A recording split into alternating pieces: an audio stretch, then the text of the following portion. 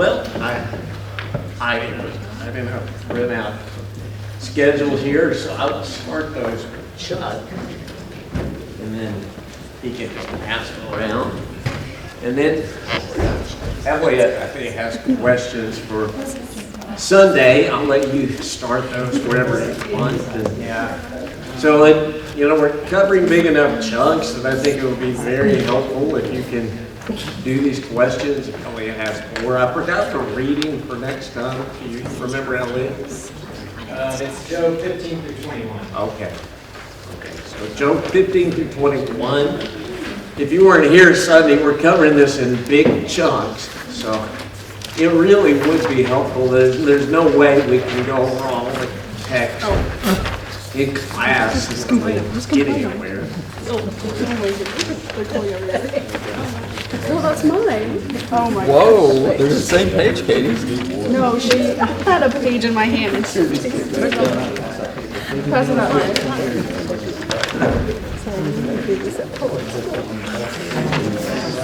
Okay.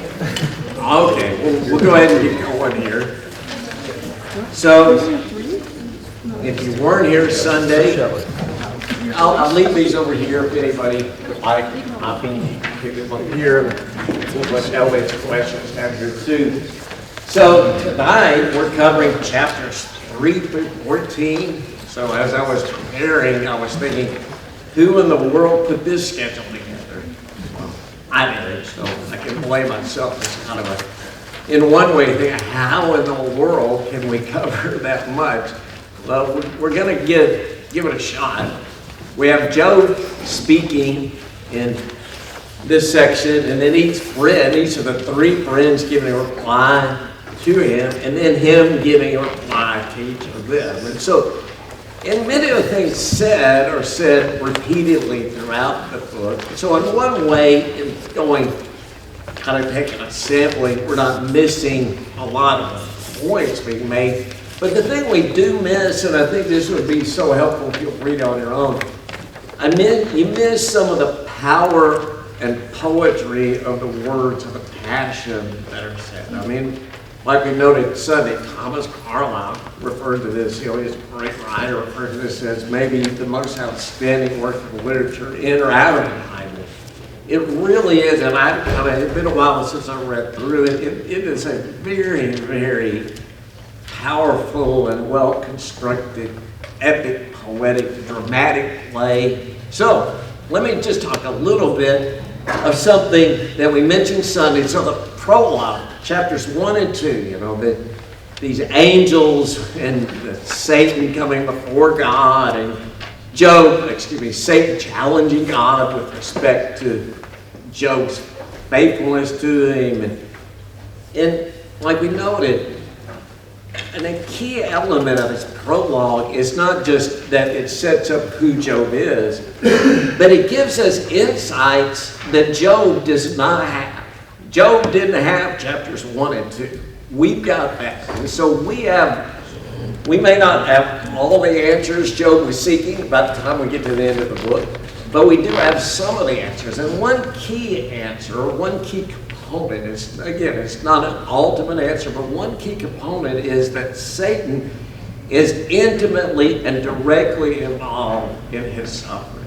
And I think that's an incredibly important point for all of us, whether we face suffering or troubles, trials in life. We noted each of these things, how explicitly Satan is the one here seeking Job's destruction.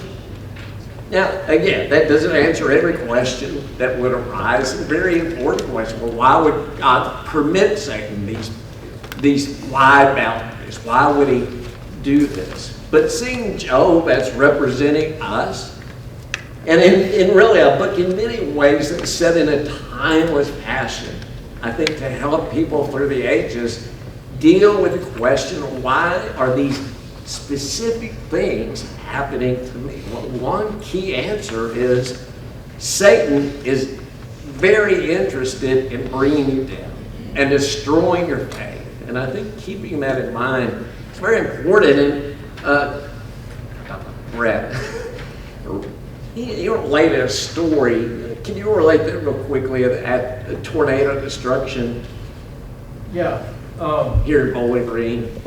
You know, reading that verse, 19 in chapter 1, where it talks about the wind striking the four corners of the house, and all his sons are dead, And daughters. yes. You know, the tornado here in Bowling Green, there were 7 people killed in one household. And one of the mornings when we were going back to search for the one remaining victim that we couldn't find, I was riding in with one of our captains. And he said, there's only one person that I know of that controls the weather. You know, he said, usually we see maybe a car accident or something else where you understand somebody did something wrong and it directly led to this outcome. But this one, no way to understand it. As you noted, Sonny, he is a person of faith. And so he's asked this question. And I think, again, this speaks to one of the reasons chapter 1 is, and this, what we see Satan doing is so critical, because as we see in this book, sometimes our premises are wrong. And your friend, the statement, well, there's only one being or person I know who controls the weather, is that really correct? Who brought that, who was directly responsible for that storm that knocked down the house that killed Job's sons and daughters? Satan was. And so, again, I think that doesn't always mean we're going to go, well, God, why aren't you intervening here to push Satan out of my life more? But at least it gives us something to realize that it isn't just God saying, well, all right, let me have a tornado here today so it will kill 60 people. Now, again, there are many questions. We covered some of these in the tension paradox class that arise. God, through Scripture, we just covered Revelation. There are places in Revelation where God or his angelic beings, they bring destruction, but those typically are for extreme, to deal with the problem with evil and evildoers, not just, oh, here are innocent people. And Job is presented as an innocent man. And so we saw his sons and daughters have been killed. What else has happened to Job? Lost all his, and he was a person of great wealth. He lost all his stuff, lost his servants. And then chapter 2 relates what begins to happen. It soars from the bottom of his feet to the top of his head. And Chuck reminded me, scraping these sores out. And I think my picture at the beginning really underplays how terrible those would have been. Like Chuck was talking about some sores he had as a kid. You know, if we get a bad sore, one is enough to really inflict suffering. But you're covered in sores. And we were talking, and Chuck said, you know, that in some ways, you know, probably didn't matter as much as these other things. And one part of me wants to agree, yes, that's right. But what begins to happen when our body is in extreme pain? What else matters? I've asked some of these women who've gone through childbirth. In those hours, did anything else matter? I would say I was there. I wasn't experiencing the pain, but I'd say, well, Julia was pretty focused on that, you know, at that moment. Yeah, pain can get extreme enough that itself begins to just totally take over your thoughts. And so that kind of lays some of the groundwork. The other thing I wanted to do before we get in, I didn't hand out questions, but I want you to think about these. And again, these will be repetitive as we go through sections, but what are the objects or the subject of Job's laments? How does he struggle with his view of God and the events, and how does that echo in our lives? What's the character of Job's friends, and what do they get right about God and his nature? And what is Eliphaz's tone at the beginning of this conversation? What happens to his tone and the other two friends as the conversation goes farther? And again, one of the recurring questions is, what is the underlying theological premise or reasoning of Job's friends?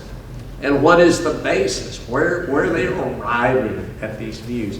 Let me say just a couple more words about Job's friends. We saw here at the end of chapter 2, they're introduced, Eliphaz, Bildad, and so far.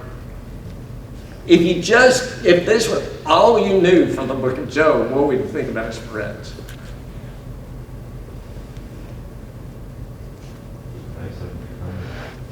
Very comfortable. Yeah, in fact, this scene is very intentional. They had traveled some distance. They aren't just neighbors of his.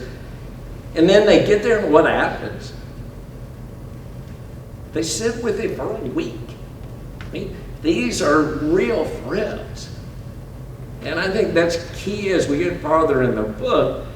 We get further inside. I've plucked out a few passages before we start talking about kind of in sequence. Eliphaz says, God performs wonders that cannot be fathomed, miracles that cannot be counted. He provides rain for the earth. He sends water on the countryside. On lowly he sits on high, and those who mourn are lifted to safety. Surely, Bildad says, surely God does not reject one who's blameless or strengthen the hand of evildoers. Zophar says, can you fathom the mystery of God? Can you probe the limits of the Almighty? Well, again, if we plucked out this and we attached it to what we see at the end of chapter 2, what would we think about these men? Wise, godly, God-fearing. They know things that are true about God. You know, throughout the book, both Job and his friends say things, none of which I think is inspired by the Holy Spirit. They're talking from their own viewpoints, their own experiences. But in many places, they speak things that aren't in line with what we can ascertain from words spoken by the Holy Spirit. Things they say here are echoed in the Psalms of David and other Psalms. So what I want to do here, I think it's very easy. And I think as we get into it and go through the book, by the end, we'll fall into this. But I think they are presented not as bad people. They're presented as the best of us. Job was representative of us in suffering. I think they're representative of the best of us. The best kinds of friends. But it's instructive then, even the best friends, in dealing with questions that they think they know a lot about, they come up with wrong answers. And even Job himself, Chuck and I were talking, if his position were switched with Eliphaz, what do you think Job would be saying? Probably the same thing. Yeah, I think probably the same thing. And so again, Job himself is bewildered throughout the book of, wait a minute, I'm struggling with my innocence before God, but yet why are these things happening? He rejects their answers, but he doesn't have really better answers. He just has a knowledge of his fidelity to God. All right, so I got to move on or we won't finish anything. So chapter 3, verse 1, Job opened his mouth and he cursed the day of his birth. And so I've just sampled some things he said here. May the day of my birth perish, and the night that said a boy is conceived. That day may it turn to darkness. May God above not care about it. May no light shine on it. Later he says, why did I not perish at birth and die as I came from the womb? Then he later says, why is light given to those in misery, and life to the bitter soul, to those who long for death that does not come? So, in this section, what's the object or the subject of his lament? His own existence? Yeah, his own existence. And yeah, this circles back to what I was saying earlier. When we are pressed down enough, and in his case, to the point of what would be extreme physical pain, what often enters into the mind of people. It would have been better if I had, my existence is miserable, and this is terrible. Why am I having to go through this? Right? Then Eliphaz comes in. And he says, well, if someone ventures a word with you, will you be impatient? But who can keep from speaking? Think how you have instructed many, how you have strengthened feeble hands. You know, what's Eliphaz's tone as we start out here? Yeah, sounds encouraging. Gotta find a common ground. Hey, you instruct, you said things to people. I'm gonna talk to you the way you've talked to other people. So it's not, he doesn't jump right in with, sort of sword flashing fairly gently. But then he says, all right, but now trouble comes to you and you are discouraged. It strikes you and you are dismayed. Should not your piety be your confidence and your blameless ways your hope? Now, the last 2 lines, probably a couple of ways of reading that. If you just read it as genuine, it sounds encouraging, but does he really mean it that way? How might that be taken? Job has just asserted in the last section his innocence. We didn't talk about that a lot. This might be sarcasm. Again, as you see this develop and where Eliphaz is going with this, it's a pretty good chance he's saying, oh, well, you're so pious, you're blameless, why aren't you confident? Again, it's difficult sometimes, in any dramatic setting, we have to kind of inject the tone. You gotta figure out sarcasm if I'm saying, Chuck could probably beat Usain Bolt in a 100-meter dash. Why that's so absurd. Well, maybe not. I don't think Chuck can. But you can, often is why email is sometimes so difficult, that you don't get to see the tone or facial expression. And so maybe that is sarcasm, but because he goes on to say this, consider now who being innocent has ever perished. Where were the upright ever destroyed? So, again, Chuck was saying this earlier. Does he make a direct assault here? Like you were referring to this, speaking in general terms, like, let's think about this. Yeah, there's no specific accusation, although I think Joe probably got that pretty quickly. But yeah, it's like, in general, think about it. Has anyone in your shape who's innocent, have they ever been destroyed like this? And then he says, as I have observed, those who plow evil and those who sow trouble reap it. What's the basis of his theological view here? Bad things only happen to bad people. That's his conclusion. And where is he, at least here, where is he referencing getting that?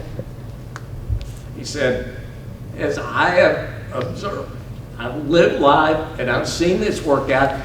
And in one way, is that really at odds with, not the way Seth said it, but at least in a general way, do you reap what you sow? Is that a biblical idea?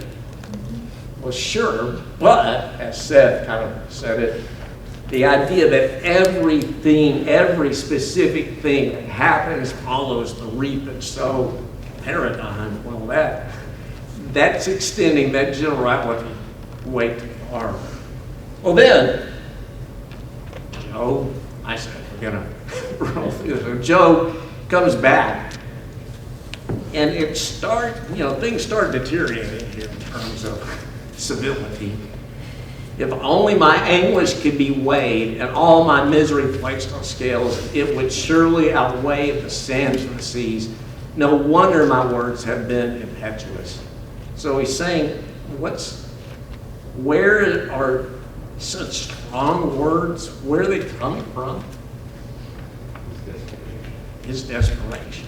He's, again, you know, if we could get, if I get Brett, Ryan, Kyle, Emily up here, we acted this out, and we were really top shelf actors. Maybe we can kind of give you a sense of just how we have to kind of see this as a dramatic play. That here is a man in desperate situation. You know, if we could depict this, into how bad he would look. It was friends, when they saw him, what was the reaction when they saw him? Oh my Lord! They didn't recognize him. Who was that person that looked so terrible? Well, that's what we're looking at here. And he says, anyone.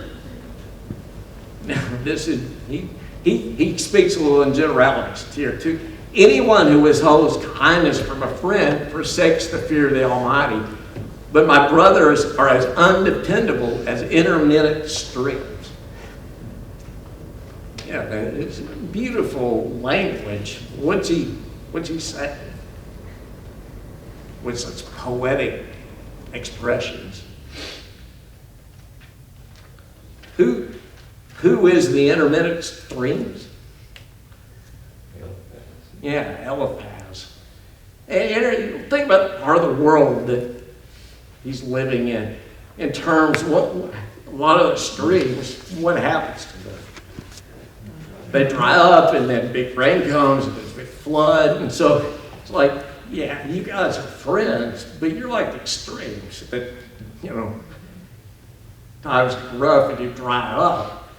And anyone who withholds kindness from a friend forsakes the Almighty.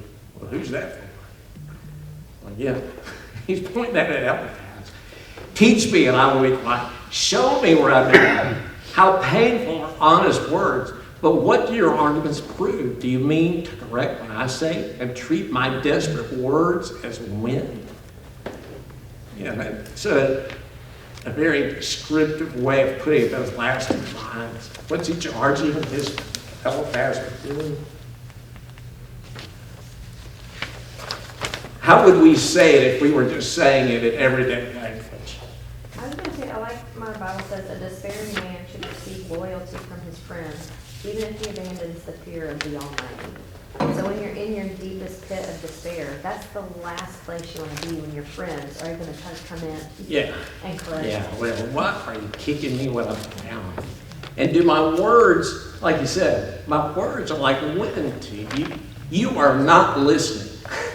Is, I think, might be the way we would put that last line. I'm speaking, and this is just going right by. Well, it continues. Chapter 7.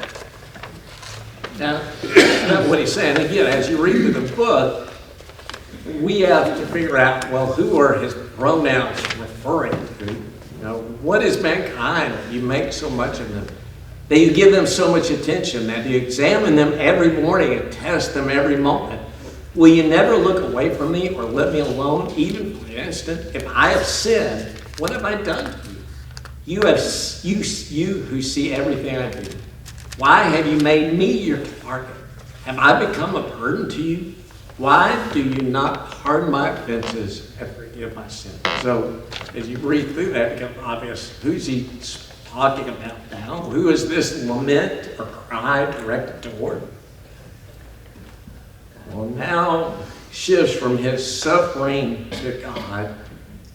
And again, there are many psalms that express things very similar. So we shouldn't always read in that, okay, he shouldn't have said that. Again, through inspiration of the Holy Spirit, David and the other psalmists say things like this. Now, we can say many things to God as we're speaking to him in prayer. And this is a sort of prayer, I think. And what does he acknowledge here about himself? That you gotta have to pay attention as he works down toward the end. We noted at the beginning, God declares him blameless, but what does that mean? Job's admitting he's not perfect. Yeah, blameless doesn't mean perfect. Blameless means here's a person devoted to God who is seeking after him, but he acknowledges, hey, if I need pardon, if I need forgiveness, I certainly would like to have it. All right. Well, that leads to a shorter type from Bildad in chapter 8. Now, you can begin to ask, what's the tone of the friends here? Well, how long will you say such things? Your words are like blustering wind. Does God pervert justice? Does the Almighty pervert what is right? Now here it gets just downright rancorous. When your children sinned against him, he gave them over to the penalty of their sin. You're going, okay. You don't, that's not exactly just so poetic. You have to ask, well, what does that mean? He's saying, well, if your children hadn't been sinners, they wouldn't have been killed. That is a strong statement. Again, for many of us, I think in conversations, there are many lessons we can learn about sort of escalating, tension and accusation. But yet we see, is everything Bildad's saying here at a general level wrong? Does God pervert justice? Well, no. But his application of this, his ability to make application of that idea is what we see as we go along here, is what is wrong. He's inferring from this generality, well, therefore, if you're suffering, something is going right, because God would not let this happen. But you think, well, why would he say such thing? But Job, in many ways, agreed with that idea. Why is this happening to me, is the way he puts it. Kelsey? I think a lot of times we can be very critical of his friends and say, like, how could they turn their backs on him and things like that. But realistically today, a lot of us, in general, when we hear that something kind of catastrophic or something has happened to someone, we kind of think, well, did you do this? We kind of always kind of assume that there is some guilt somewhere. Like, there will be things that happen to people where they may lose their health, but they at least still have their family, or at least they still have their things. It's not typical that someone loses absolutely everything. And most of the time when someone does lose absolutely everything in their life, it's usually because of something that they have done. Like someone who probably gets into drugs or something like that, they're going to lose their family. They're going, in general, usually, even today, we just assume someone did something wrong to warrant that much pain in their life. It's not normal. So that's an interesting way. I really consider that the extent of Job's troubles is probably contributing to their viewpoint. Well, this has to be God punishing. So this, why would such a vast array of terrible things happen if not for you turning this God? Go ahead.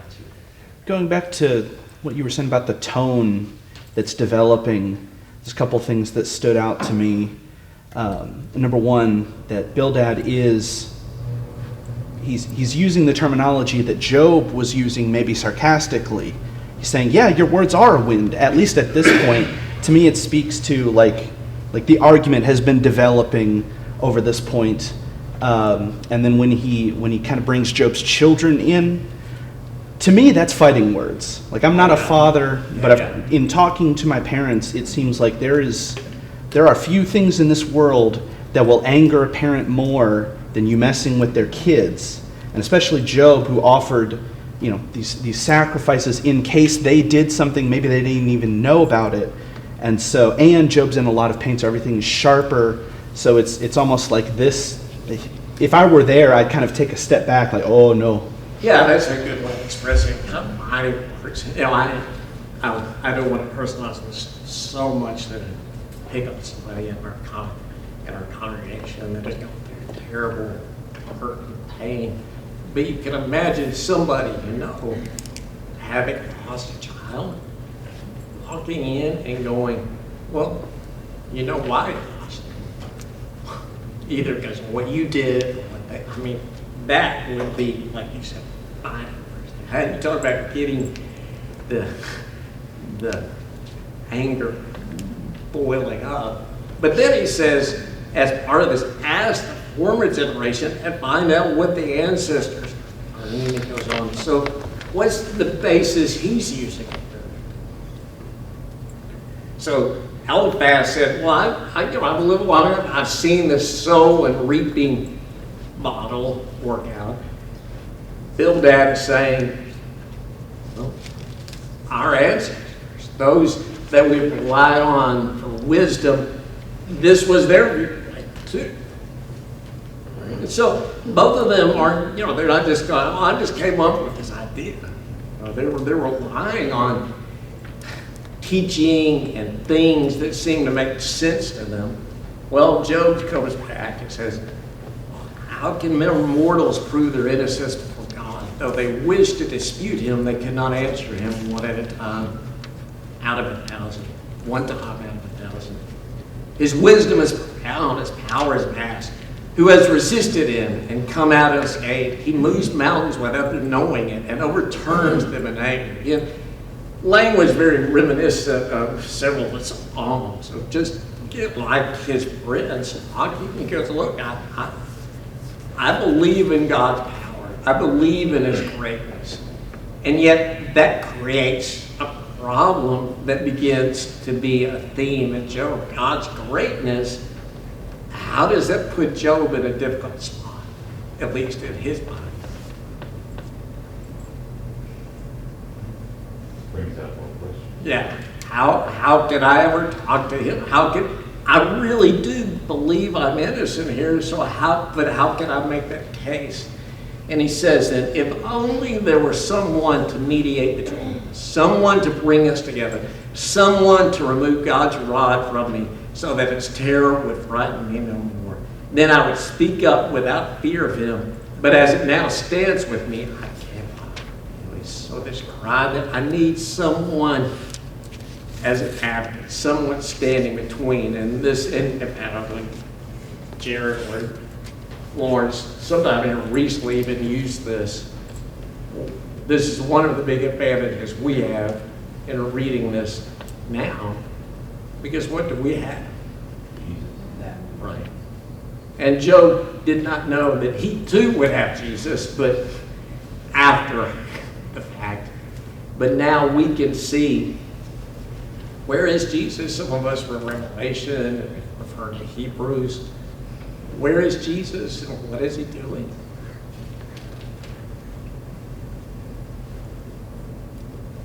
On the throne, ready to Right. At the throne that's sitting next at the right hand of the Father. And he, go ahead, Chuck. Intercede.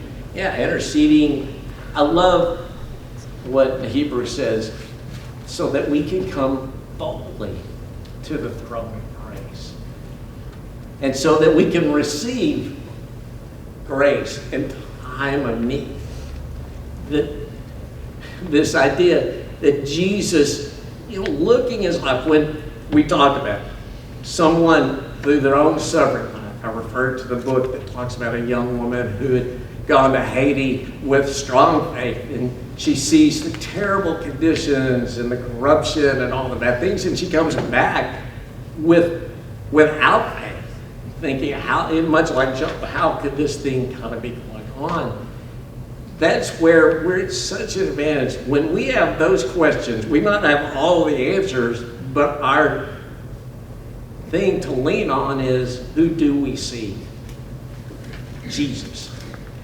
And the Son of God coming, giving up his life for us. That, in one way, doesn't give specific answers to all our questions, but it provides an umbrella over our lives to say, God does care. Job, if you could see Jesus and what he did for you, how can you deny that God really does care? And he is next to God, standing there, advocating for you, giving you praise. So,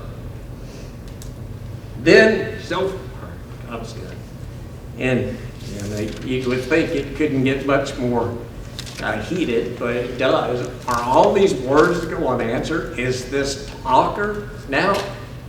No longer is he, my friend that has said, hey, you give it advice. Remember how Eliphaz started out, well, you give advice, I'm going to give you advice. Now he's coming in. Is this talker to be vindicated? Will your idle talk reduce others to silence? Will no one rebuke you when you mock? So, it's like, we're not buying any of this. You keep talking, but it's just nonsense. And he says, yet if you devote your heart to God and stretch out your hands to him, if you put away the sin that is in your hand and allow no evil to dwell in your tent, then free of fault, you will lift up your face and you'll stand firm and without fear.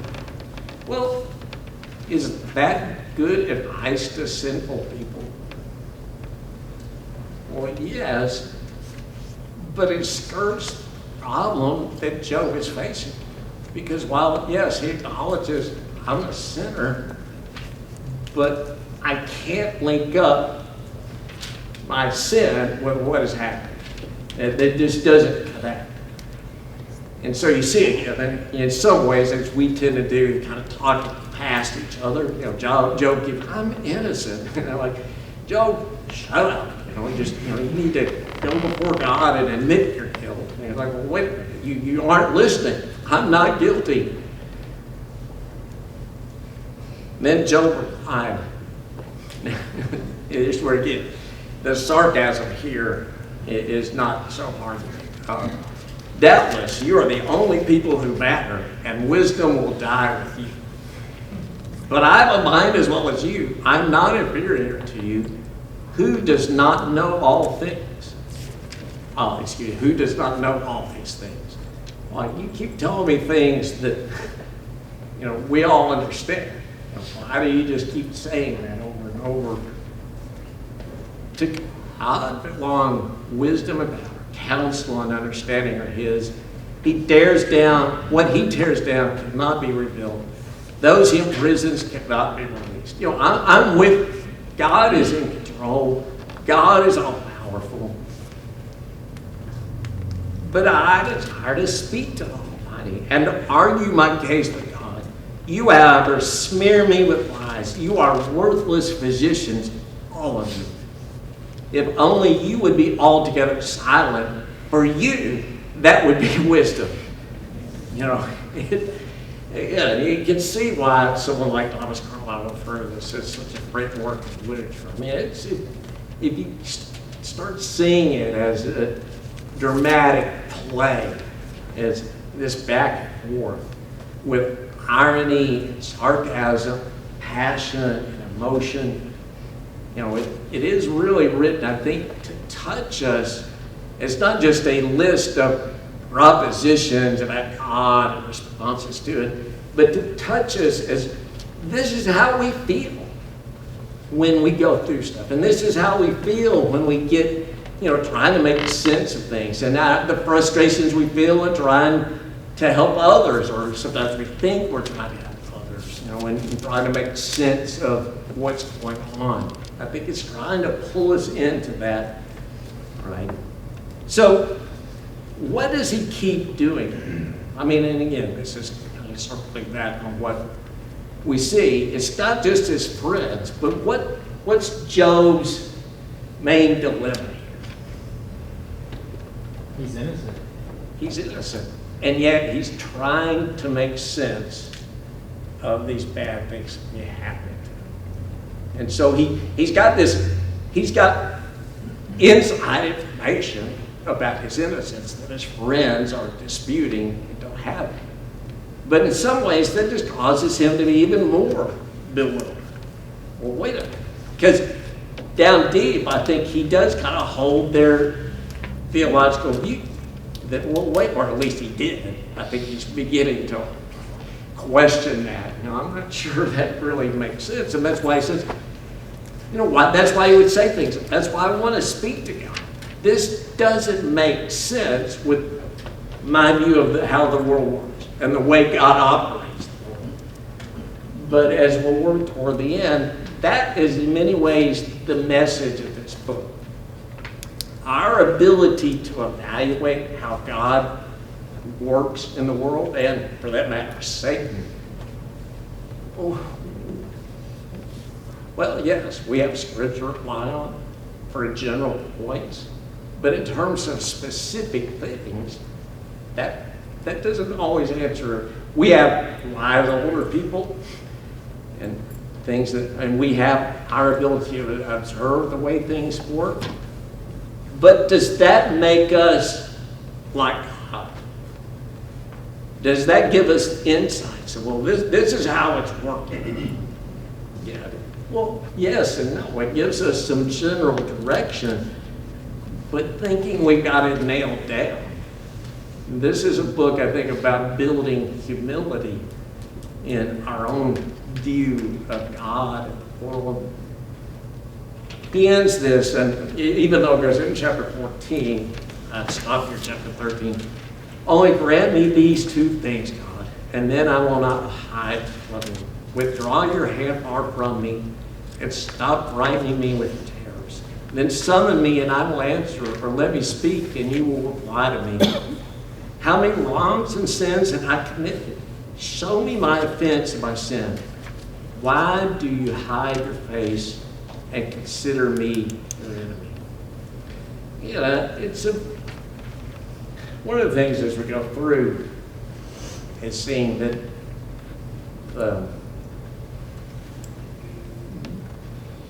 these things in many ways again are said in small moments. And Lord, the waters come up to my neck. Why have you, my God, why have you forsaken me? These kinds of things.